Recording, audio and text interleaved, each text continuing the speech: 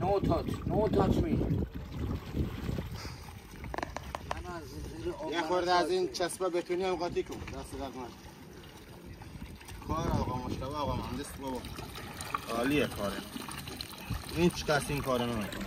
از صبح تا الان دوغاب میده. ندی؟ از ببین 11 تا سیمون دارین دوغاب میده. کن ساعت 12 اومد سر کن من 8. بله. حرف شما رو میگم. من گفتم آقا مشتبه امروز میخوابه جمعه دیگه زنگم نمیزنه. من 7 صبح بیدارم. بابا زنگا چسبید گفتم حال. کارت بگید ولش کن.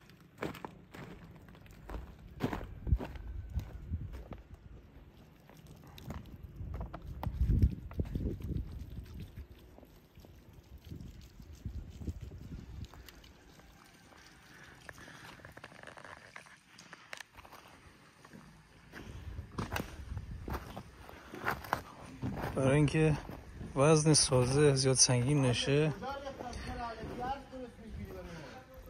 میایم از پوکه ساختمانی استفاده میکنیم که روشن باید حتما دوغاب بریزیم تا سفت بشه قبل بتون ریزی.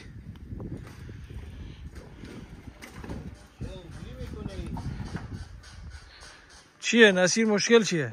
میگه سیمان خشک میخوای بریزی. ما مهندس دیدی سیمان خشک بریزیم. نصیر کارش درست.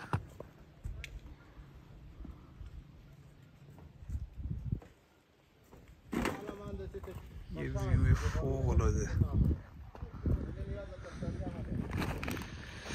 این شما تو این کار چون سازمون السفه و کل وزن سازمون هم سبک و 120 متر روف رو بخوایی اگه 20 سانت ملات بریزی هلوش 40-45